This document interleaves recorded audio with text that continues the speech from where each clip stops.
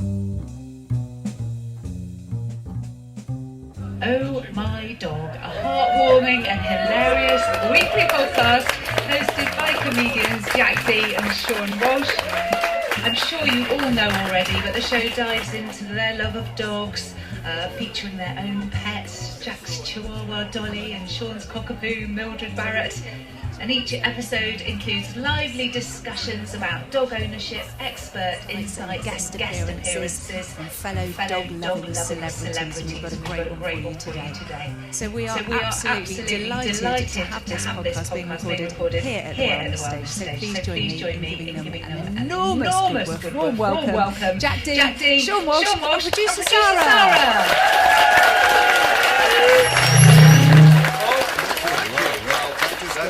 Previous life, and no one will. Thank you very much for the warm welcome. First of all, how many of you are listeners to the podcast?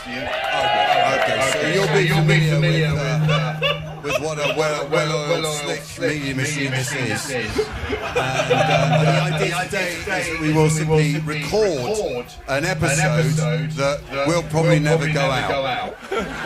I'll make sure of it. Yeah, we've got a little bit of sound issues up. Can we sort that out? Any tweaking to be done? No, we just have to try and do it. We've got an amazing guest coming up.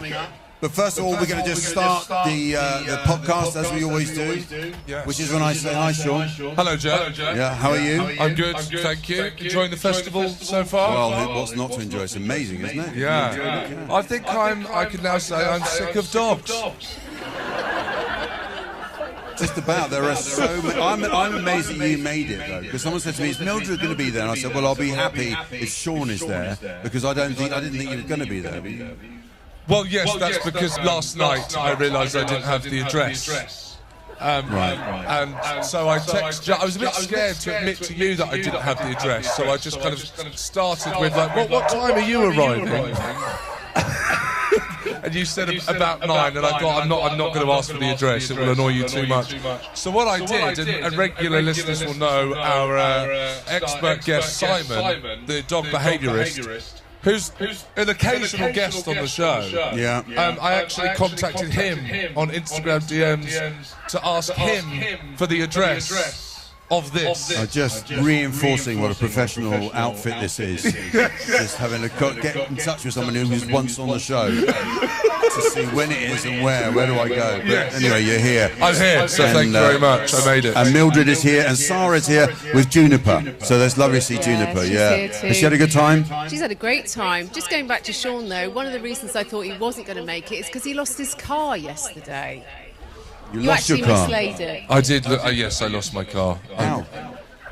Well, as you know, I'm new to 2 kids. My mind isn't working. I got out the car. I went to record a thing in London, and then when I finished the thing, I got out and I realised I've got absolutely no idea where my car is, and it took me half an hour to find the car. Yeah. I went did a gig, finished the gig, got out of the gig, and then realised that I again couldn't remember where I parked the car.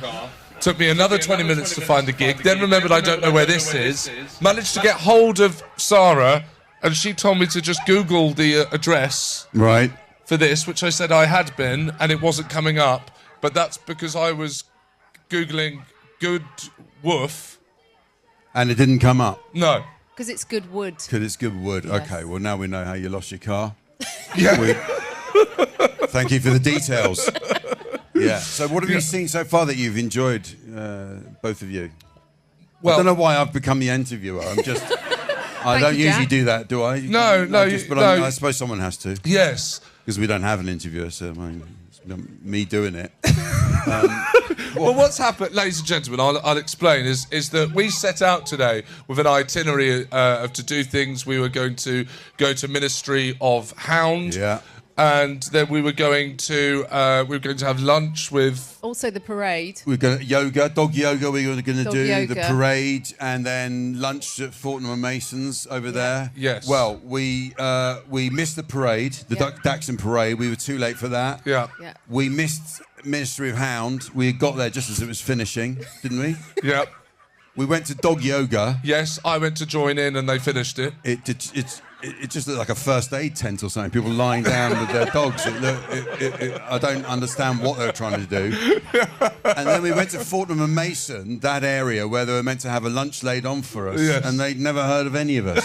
So it's been a failure so far. I think it's fair to say a big whopping failure. But we're here, and I raced Mildred. You did, yeah. You had a race with Mildred. Has anyone seen that? Have you seen the race? Dogs racing each other. Well, Jack and Sara kindly put me forward to race Mildred, and I always forget there's a crowd. There was and the crowd got to film me and watch me get humiliated by my dog. What Mildred doesn't know is tonight she's sleeping in the garden. I'm going to put... What time did you get? Did you take a note of your time? Did you take a note of my time? It was about 20 seconds or something. It was useless. Yeah. But Mildred did well. But I'm just going to put it out there. I'm going to say Goodwoof, I think, is more fun than Crufts. We did Crufts as well, didn't we? Yes. But I think it's more casual, isn't it? Do you agree on that? Yes. I think it is. Yeah. Yes. Crufts is very intense. Lots of strange breeders. Yes. And there are acres and acres of pens with dogs in, and breeders who seem to have come from Belgium and places like that. Yes. And they don't really want to answer the questions about the dogs either. No, and this is more like Crouch End has been dropped in a field. Yeah, it is. It is. It's a good description. I like the atmosphere, and I like, because we all love dogs, but we don't want to get overly interested in the minutiae of it, do we? Am I wrong? I don't know. I mean, I've been doing the podcast for 2 years and I've still learnt nothing. You have learnt nothing. It's true. Yeah. It does make a difference, though. This year you were running alongside a dog instead of being chased by a dog. So yes, and speared down onto the ground. At Crufts, Seann was chased by a police dog. It was organised. It wasn't a thing that just suddenly happened because he shoplifted or something. And he got, but this time, and you hurt yourself, didn't you, last time? Yes, I did. Yes. Yeah. The dog got me down so quickly and so hard that I hurt my wrist. Landed on your wrist. I landed on my wrist. But yes, this is very nice. This is very relaxing. I think it's. I don't know about you guys in the audience. You know, we get into a system with our dogs. I try and take Mildred for a walk twice a day. She kind of gets a kind of mini walk and a main walk. Take her to generally the same places. So it's so nice to just once a year come to something like this, which is extremely different. I mean, the dogs must be having... I mean, just listen to it. It's so calm and relaxing. Exactly. There have been a lot of traumatised dogs tonight when they get home thinking, I hope they never bring me there again. We're getting heckled by dogs. Yeah. And you can't put them down because that's a lot more serious with a dog. More importantly, I'm really excited about our guest. Are you? Very excited. That we all know. You probably already know who we have. Someone who is obviously a legend on the comedy circuit, a musical genius, and a friend of Goodwoof. He's been very involved in this right since it started, and someone who I think is well on his way to becoming a national treasure, no less, and also has a menagerie of animals, not just dogs, but he is very knowledgeable, so I'm looking forward to it. Should we bring on our guest? Absolutely. Would you please do a huge Goodwoof welcome for Bill Bailey?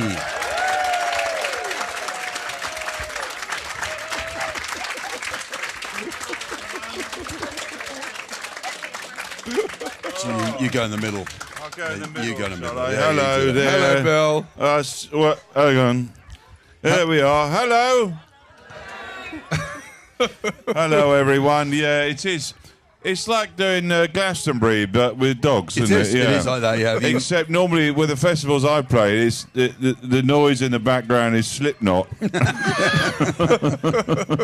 It's exactly like Glastonbury because I am in a K-hole. Oh. Yeah. All right. I don't understand that joke. Yeah, it's a young person's drug reference. Obviously, yeah. I don't get it either. What I'm saying is I've taken a lot of horse tranquilizer. Yes, that's it. Oh, that's what it is. Oh, okay. there we go. That's perfect on a dog podcast, isn't it? So, Bill, I know you're here as a judge. in some capacity. What are you doing? What's that about? Well, that's it. I've been involved, as you mentioned, with Goodwoof since its inception. Yeah. And my role here is myself and various other people, Kevin McLeod of Grand Designs fame, and myself, we go around judging dog kennels. Okay, right? sure. And And so it's known here this is a place of many puns as Barkitecture. Yeah. You see, Very good. You see what they do? Yeah. Very clever. And so what we do is lots and lots of different companies design a dog bed or a dog kennel, and we go around and we sort of. I actually brought my dogs on one occasion just to see which ones they liked, and then based on the dog's appreciation of the kennel and various other sort of, criteria, we judge which is the best dog kennel. Okay. And what are you looking for? Yeah. Well, we're looking. Well, there's a lot. Where do you start with that question? I mean, there's firstly, you want to see. It's going to be in somebody's home, so it's got to look nice, yes. right? It's got to be practical. The dog's got to like it. It's got to be sort of robust, easily maintainable. There's lots of different criteria, so it's quite fun. Okay, good. Does Kevin oversee the design and build of these things and build in a sort of jeopardy with a story of making the kennels? And before the last advert break, he said, but there's a problem. The windows haven't arrived. Right. Yeah, exactly. He looks at it, he says, well, they've really taken on something here. I don't think the dog's going to go in. It won't fit in the door. It's a bit like that, yeah. Finally is. After 16 years, the kennel is finished, the dog has passed away. But it's a lovely legacy. It is lovely. In fact, we're going to bury it in the kennel. It's the thought that counts. Now, Bill, I've got here, you've said that dogs can be a lifeline. Yeah. Tell us why you think dogs are so important. Well, I think the thing is that, as you can hear... Yes. They are amazing companions, and they not only are just great companions in the house, and they make great pets, but people that own dogs tend to get out more. You've got to walk them in all winds and weathers, so it means that generally maybe a level of fitness goes up. Also, it means it's like for my dad, for example. My dad's 93. He goes out with the dog. He talks to people. People stop, talk to him. It's a kind of it's a way in for a bit of socialisation. Yes. Yeah. So I think there's so much more to owning a dog than just the basics. I think it gives people a way to talk to people. It gives people a way to get out of the house. And of course, there's all sorts of as you probably know, as you're doing this podcast, all the physiological benefits of having a dog. You stroke a dog, your heart rate goes down. Yes. It's good for your mental health, physical health. Yes. And you had dogs all your life? You grown up with dogs? I grew up with dogs, Well, since I was a kid, we've always had a dog in the house. We had a West Island Terrier when I was a kid. And then gradually over the years, we've had more and more dogs. At one point, we had 5 dogs, sort of all rescues, various different hues, sizes. How do you handle 5 dogs? 5 dogs. Well, it was mayhem, but it was fun, And there was they all had their own character. They all had their own personality. And they were great. They're fantastic companions. They were brilliant. Absolutely. So who have you got at the moment? At the moment, dog-wise, yeah. I mean, if you want to go deeper, I don't mind. Yes, well, my wife's here. Yeah, if that's what you mean. Yeah, you got some support. I've got one. I've got a human. I've got 2 humans. The son. No, we've got 2 Belgian Malinois Husky Cross at the moment. Oh my word! Which are they're wonderful dogs, beautiful dogs, but big dogs need a lot of exercise. Do they get on? They do get. Well, they're brother and sister. Yeah. Oh, so lovely. they're siblings. Yeah. So they get on great, and they're fantastic. Wonderful sort of companions. But also they're just I don't know. They're really active dogs. They love each other. You know what I mean? Nice. It's wonderful to see. Yeah, that is really sweet. I remember a few years ago you had a Chihuahua that went missing. Oh, what happened there? Pablo. Yeah, Pablo. That's right. That was one of the few times you messaged me. Yeah. Well, you know, I care about you as well, but the dog really got to me. Probably the only time you've texted me in about 20 years. But well, you know, dogs brought us together. They did. They no, did. No, what happened was, my my wife's sister had a dog, a Chihuahua called Pablo, and he got out. And sometimes dogs do. You know, I'm sure everyone will know here. Some dogs, if the door's open, they're bolters. They see it, they go, oh, and he was off. Anyway, so he ran off, and when we couldn't find him, he disappeared, and it was everyone was very fraught, and it was sort of like, you know, we put some signs up, we couldn't find him. Anyway, but signs up on the trees. On trees, we put the Old photograph, school, old missing, school, missing. Please Have call. you seen? Was there a Pablo? reward? No. The reward was a sense of well-being. Well, it wasn't your dog, in fairness. Well, it wasn't my dog, no, exactly. So, no, the thing was, what was funny about it was that eventually they said, you know, everyone, the whole family said, are you going to put something on social media about this? And I said, oh, well, I don't tend to do that as a rule. I try not to, you know, make it personal. But they go, oh, you know, Pablo, come on, Pablo's missing. And Jack's messaging me, have you found Pablo yet? You know, so I think, blimey, this is getting a big story now. So what I did was I put a tweet out as it was then. I said, well, family dog, much love, Pablo. Here's a few photos. If you know anything, just, you know, let me know. Anyway, so I was in New Zealand on tour at the time, and I was doing I was about to do a stand-up tour, and I was on a sort of topical news show called The Project, and we're about to go on air, and everyone on the panel said, have you found Pablo? How's Pablo? What's happened to Pablo? I was going, what about my tour? What about the stuff? I've got tickets to sell in Dunedin. Never mind about a bloody Chihuahua. Anyway, God bless. This tweet turned into a Metro paper double spread news story, and someone recognised the dog and brought him back. And someone had just picked him up off the street, thought he was a stray, and had been looking after him. And then they saw the story, and they brought him home. Yeah. It was a lovely, happy ending. I think it just, I don't know. So there you... I question these people who find a dog and think, oh, I better take it home, keep it locked in my flat for the next 4 weeks. What I thought what happened was somebody who'd picked up the dog and taken it home thought, I'm going to keep this dog. Then they'd see in the paper in the Metro, somebody gone, oh, that looks like the one that you've just got. And they've just gone, oh my God, that's Bill Bailey's dog. I better take it back. What was worrying though, they knew where I lived.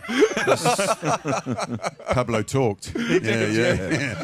But I know as well, you're kind of famous. You're knowledgeable about animals. There's no question about that. I mean, but you've got loads of other animals, haven't you? With a menagerie. Well, we've so over the years we've been a kind of rescue centre for a lot of animals.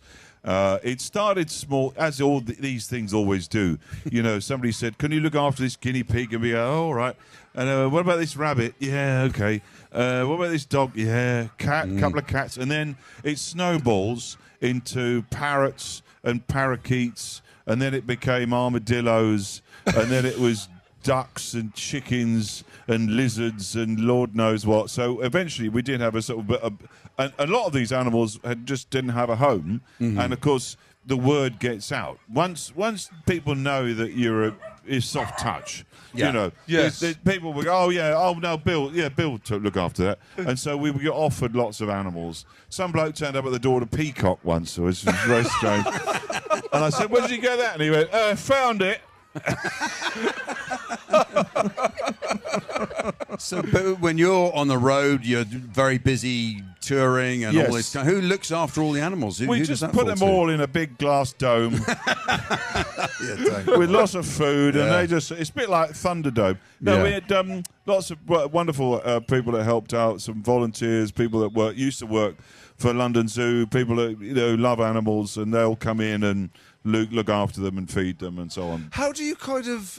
I don't know if look after them is the right phrase, but with a dog, the way you might care for a dog, you take the dog for a walk, you'll have a cuddle with the dog. How do you how do you make that relationship? I suppose is what I'm Well, talking about. How do you make a connection with those animals? Do you? Lizards are not that sort of affectionate, Yeah. you know. Yeah, I mean, they just tend to sort of look at you like, yeah, all right, Yeah. well, they put the food there. All right, that's it. Oh, that's Yeah. But you know, what we did was, and what we have done, we've started to sort of wind it down a bit now. But what we do is we collect a lot of data. We got enormous amounts of information about. Particularly, we were the first people to breed 3-banded armadillos in Britain. I mean, that's not Seriously? nothing.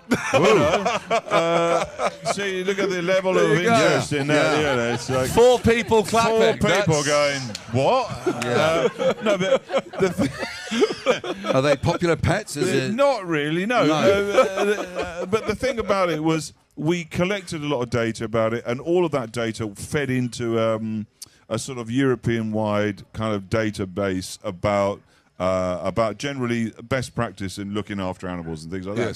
So what happened was what started out as just a few animals that we looked after turned into quite a big operation that then we collected all this data and we fed it back into zoos and animal collections. So we've contributed a lot in the management and the sort of the best practices of looking after animals. So that was the purpose of it in the end. Wow, that's well done.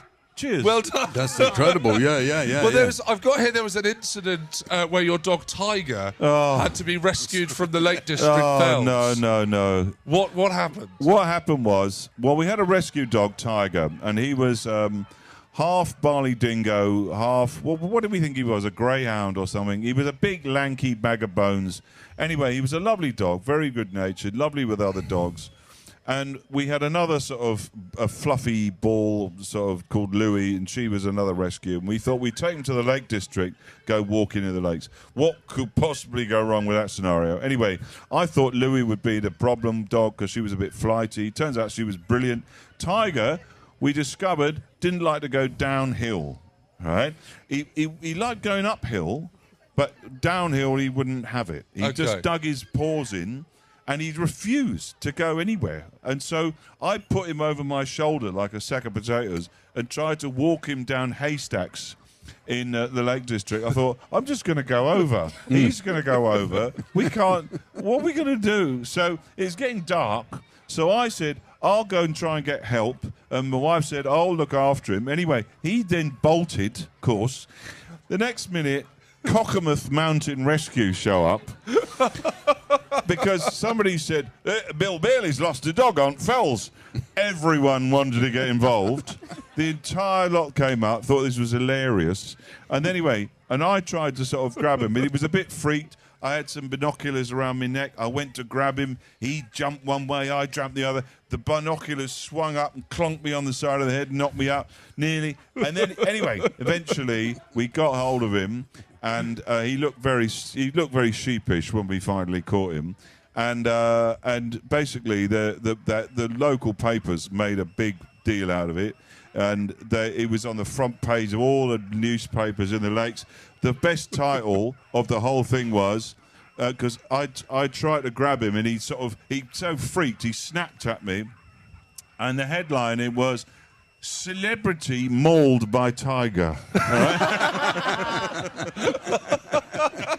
Like you really milked that to the max. Yeah. It reminds me of a time when I first got Mildred. Mildred was a puppy. Yeah.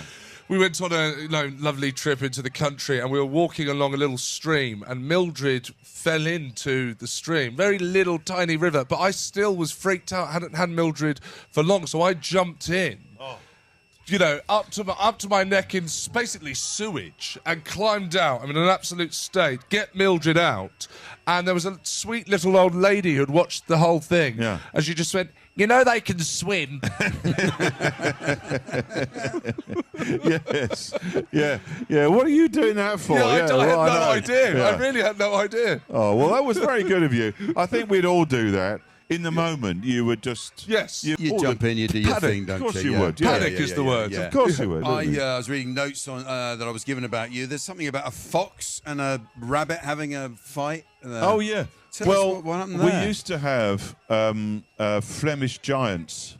Is that a breed of dog? That's or a breed of rabbit. Rabbit, okay. Yeah. And they're huge rabbits. I mean, they're absolutely enormous rabbits. And and as the name would suggest. Yeah. And we had a couple of these Flemish giants, and I remember.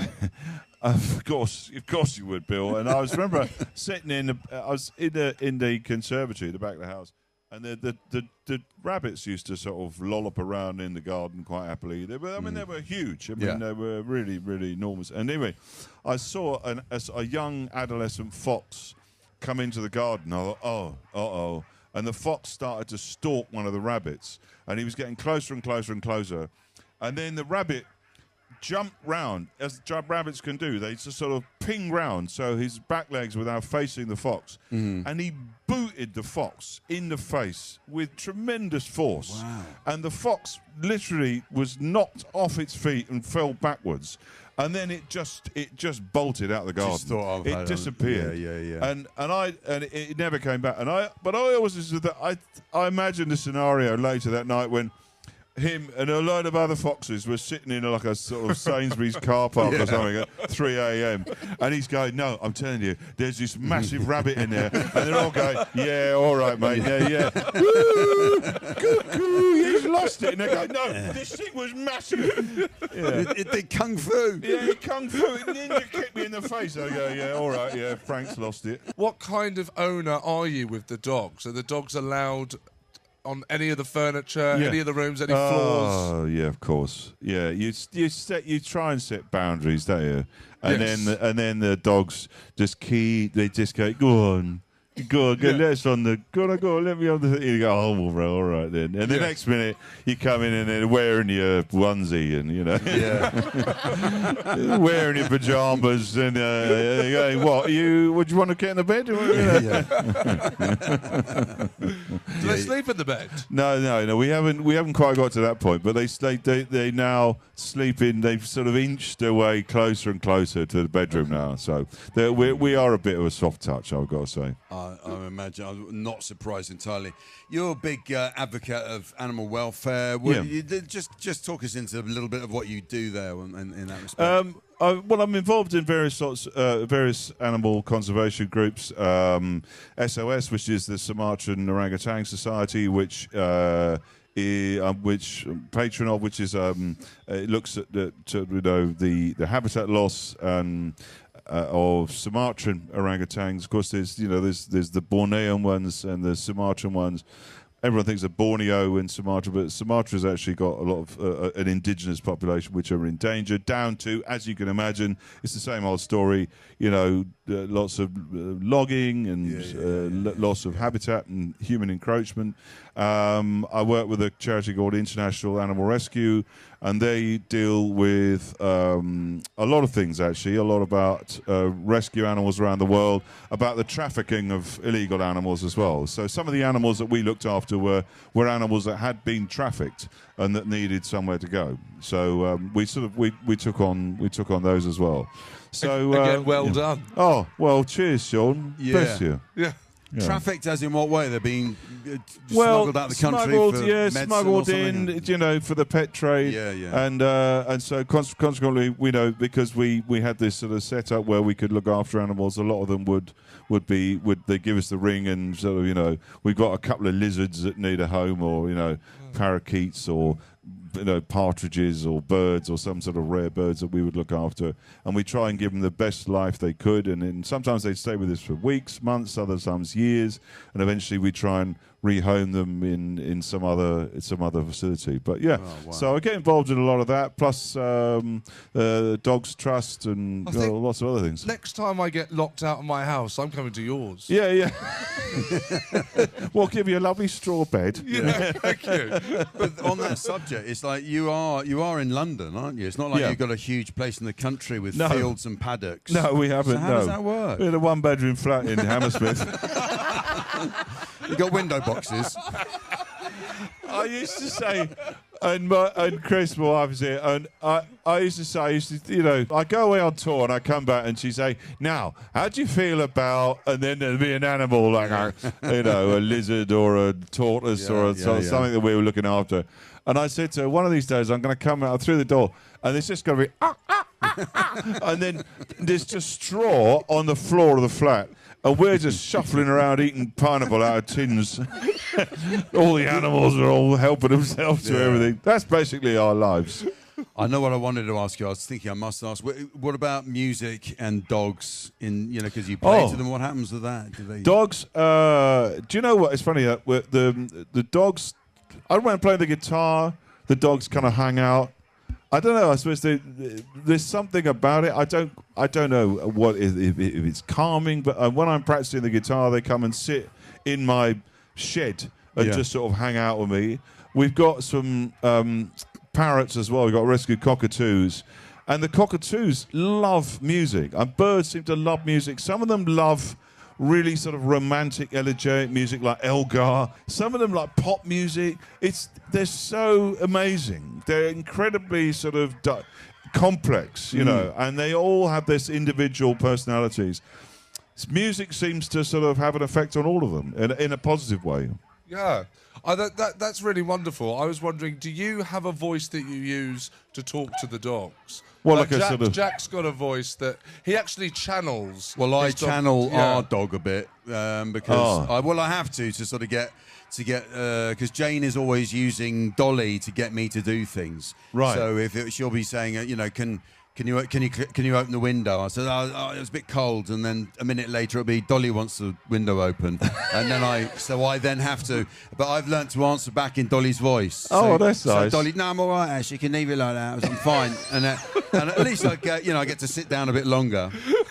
So do you bring voices into it? Sometimes. Actually, I got to say the boy of our two, the brother and sister, who's the Malinois. Loki is a lovely dog, a big dog, but he's a softie, he's a gentle giant, and and he just responds to that. You just got to make that sound, and he'll do.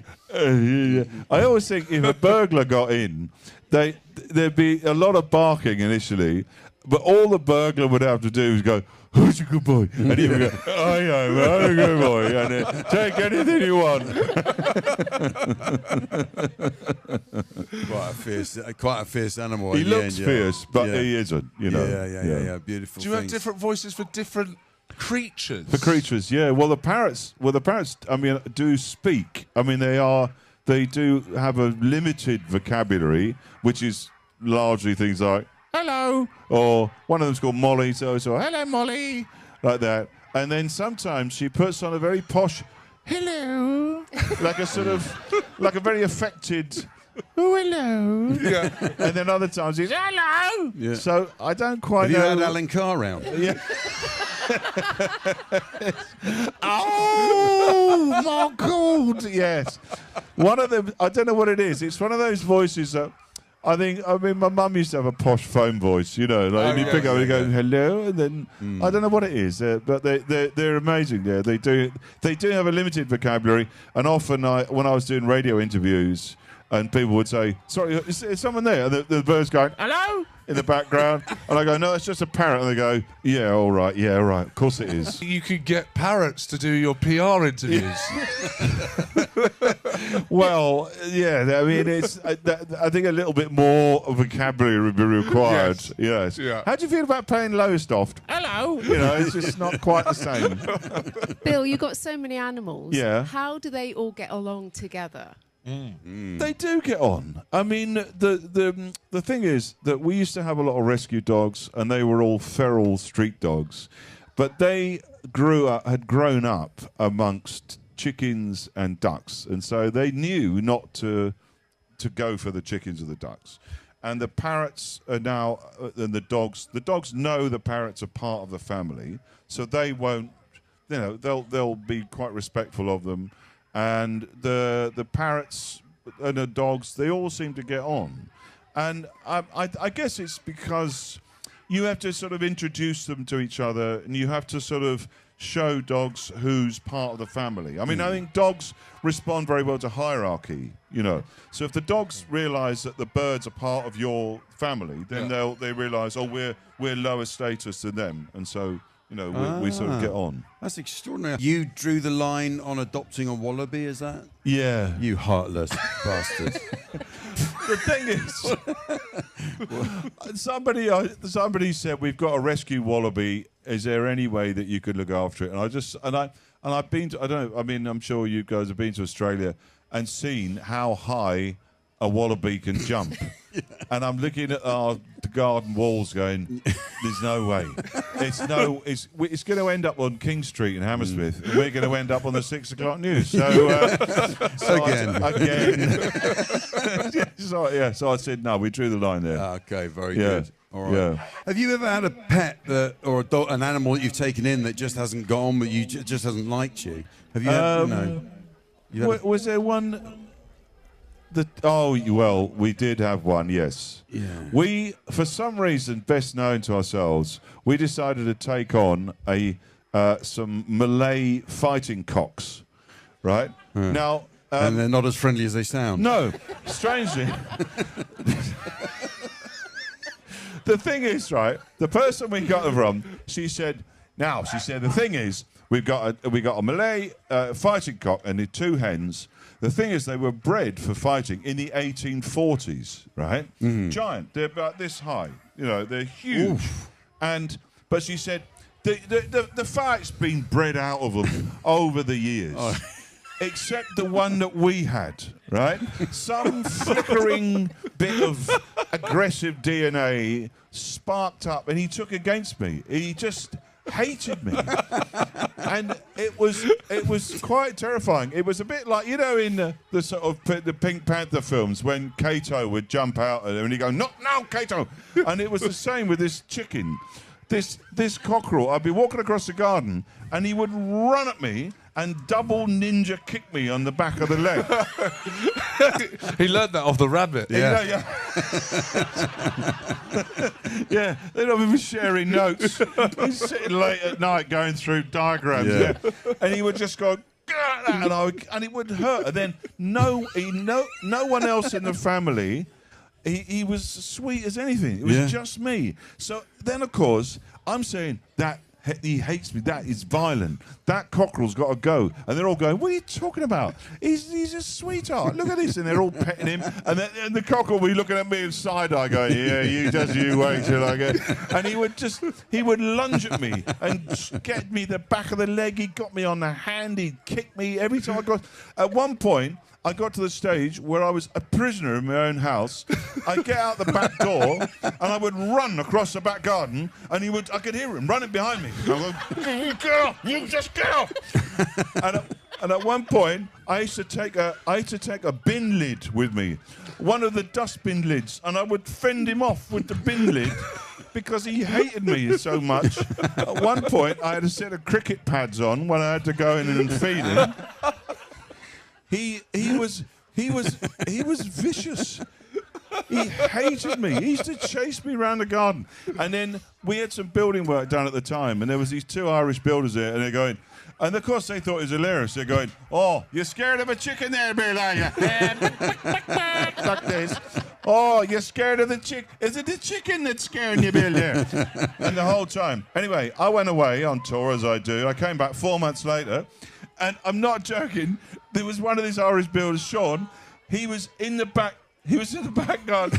He was hiding behind the door, and he's going, "Is he there? Is he there?" And I'm going, "Yeah, no, he's in the bushes." "Oh, God, Jesus, that thing, he got me good the other day, Bill."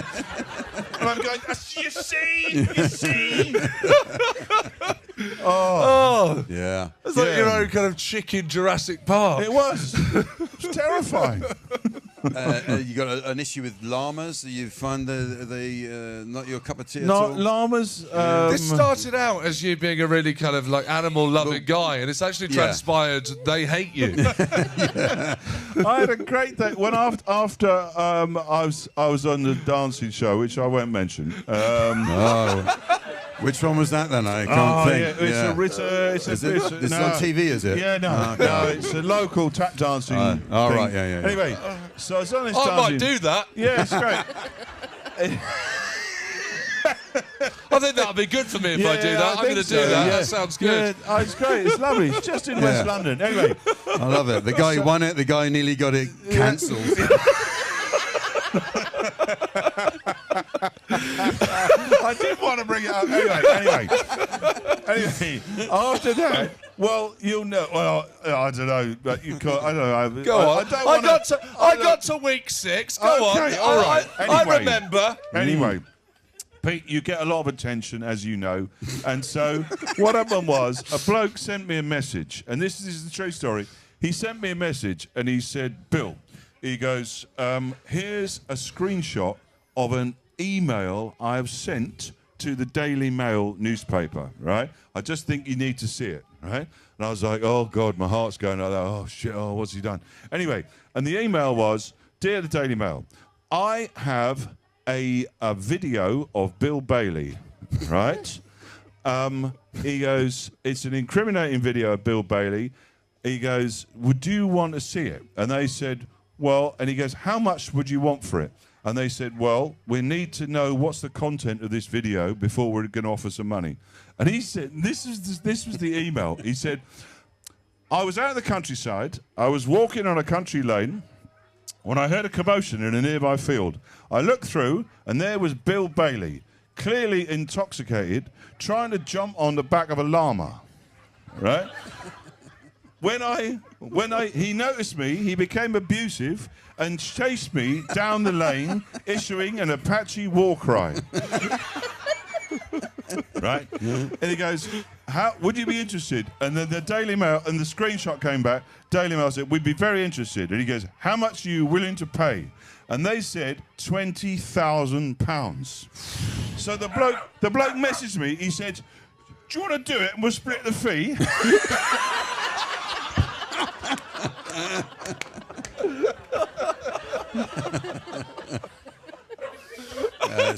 What did you do with the 10 grand? I gave it to Ant and Dec. They were in the llama suit. No. I didn't want to bring that up, Sean. I know. It was very traumatic for you. I did. Yeah. Oh, you've got a mean streak, haven't you? Dear. We better get it back to dogs now, Yeah, very come quickly. on. Is there any dogs you've seen here, Goodwoof, that you think you maybe got your eye on? Do you know what? We are looking for a rescue. Or an older dog who'd be good for my dad. Because it's actually quite sad. My dad's 93, and his old rescue dog just died. Oh. And so my sorry dad, to hear he loves going out walking the dog. So we're on the lookout for an older dog, a dog who's not going to be, who's kind of gentle, good with other dogs. And is going to be a companion for him. So that's my mission while I'm here. That's a great idea because especially that age group, they do worry, rightly so, about their dog outliving them and what's going to happen to them. So That's to get right. a dog, mind you, obviously a dog that your dad would have, obviously you'd look after as well. Yeah, of wouldn't you? course. So it'd Absolutely, yeah. Well, that sounds great. So don't all hold your dogs up at once, but if you want to take this one. Take him. No chickens, though, I'm telling you that. Yeah. Any particular breed of dog that you'd love to have? Do you know what? I mean, I love, I've got a fondness for terriers. I think they're fantastic little dogs, and we've had terriers for many years. We've had Lakeland Terriers, Patterdale Terriers for years and years. They make wonderful dogs. So I love the Jack Russells, but I think they kind of fall into two camps. You either get an absolutely lovely dog like the one on Frasier, just does everything right, jumps on the, he's really sweet. Or they're absolute maniacs, and there's nothing in between. I don't know if I'd be any good at owning it. That's true. Yeah.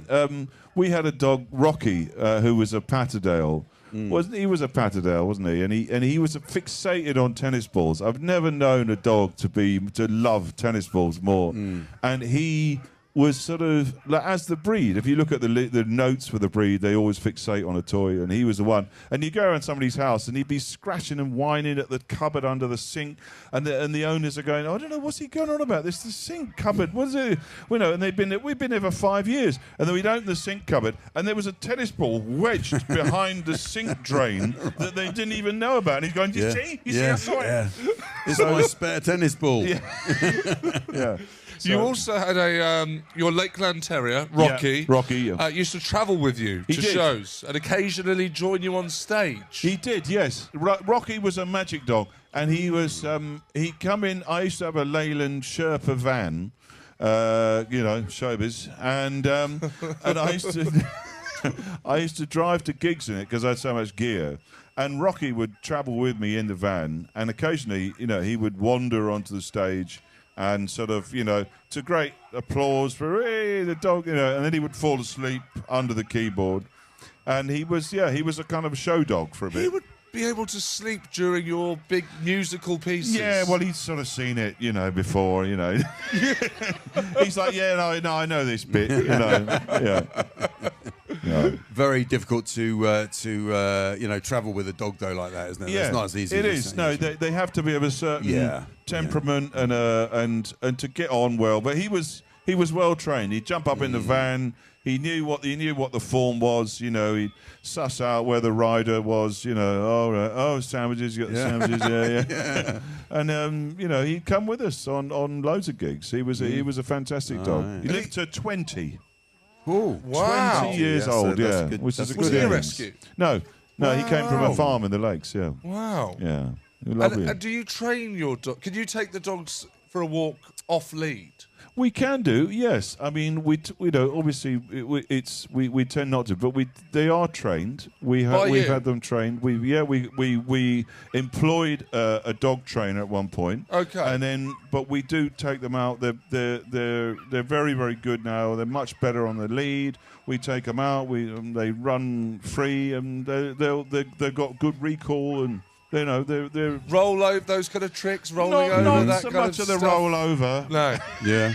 But down, the sort of sit down and the lie down and the paw out and all that. I'm doing the stay with Mildred. I can get Mildred to stay and get back and.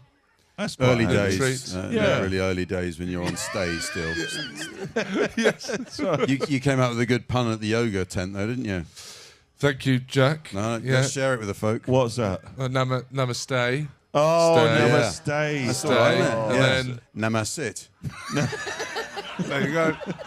See, this is what it's like. The zingers on the pods. Yeah, this is bang, bang, bang. I don't know how we come up with this stuff. It's It is amazing. It's like the Bloomsbury Group. yeah. Have you got anything else you want to do while you're here? Do you know what? I'm going to look for some excellent dog treats, some dog-based products. Obviously, harnesses. They go through harnesses at quite a rate. Do they? Because they're quite big dogs. Okay. They're powerful dogs. So we're looking at harnesses, leads, dog treats, and maybe a little companion for my dad. Oh, yeah. So do you think you could actually find a dog here? Do you think someone I don't know. Well, I think a lot of people have owned the dogs. We're not going to abduct the dog. No. Yeah.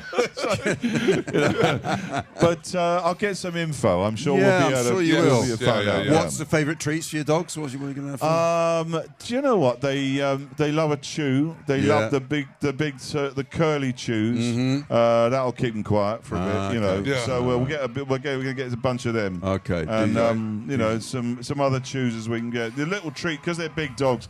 Little snacks just disappear like that. Yeah, I so bet, it's got to be something a bit Gone. more substantial. Along with your fingers. Yeah, exactly. Yeah. So we ask all of our guests this to end the show, Bill. I'm not sure which. No, I think I know which way you're going to go. What's that? Do you let your dogs kiss you on the mouth? Or mouth area? I don't mean like. What? Hold on. Do you really ask your guests that? Are you just asking me? Like, just trying to catch me not a out? setup. Because you're so far down your K-hole, you don't know. You're talking gibberish. I'll kiss you. I bet you never asked Sting that. But probably hasn't been on. Well, I try not to, no. Okay. I try not to. Okay. Yeah. I don't think it's hygienic. I know people do. Jack does. I know, yeah. Well, he's whatever. Craves affection now, doesn't he? Very deprived. Yeah. Deprived. But those big dogs, they're probably quite slobbery as well, are they? Yeah, they're slobbery. Yeah, exactly. So that's fair enough. Yeah, that's and fair I've got a loose crown as well, so where the tongue comes out and yanks it out. Well, there you go. Well, you know what? It's been fantastic having you on here. So good that you could be our guest. We've been absolutely thrilled and looking forward to it. It's been fantastic. Thank you so much. Thank you very much. Bill Bailey, everybody. Thank you so much. Thank you much. Thank you, Bill. Cheers, Thank Sean. you. Cheers, Jack. Cheers. Thank you very much. You can leave. So it remains for us to wrap up our Goodwoof special of Oh My Dog. Yes. Why are you grinning? What do you want? No, nothing. Yeah. No, I was looking for the text. That is the end of our episode, but I couldn't find it. Okay, that's it fine. is the end of the episode, though, isn't it, Yes. Sarah? It is. Yeah. God, it's such a slick operation. Yeah. Isn't it? It's unbelievable. It's unbelievable. I've done it before. I've just given away, because we've done 2 episodes here, and I finished the second episode just now and finished by giving a false website, which Made I it don't. up. So I hope anyone watching it is very careful what they put into their Google search bar. But I don't think it is. It's not OMD pod, is it? .com or whatever. No. What is it? omdpod.com. But if you want to email us, Email us. hello@omdpod.com. Hello at Well OMD. Yeah. Yeah. Thank you very much. If you think that's bad, trying to Google, what do I do with my big Malay fighting cock? You get some very interesting results. Well, I think that just about remains for us to say another big thanks to Bill, and thank you all for being here. Please Yes, thank you do so much. listen to the podcast. Hey, Yeah. and we all know, dogs rule. Yeah. Dogs rule. And and please do. I hate saying this, but give us a 5-star review wherever you get your podcast from. If only for the professionalism of it.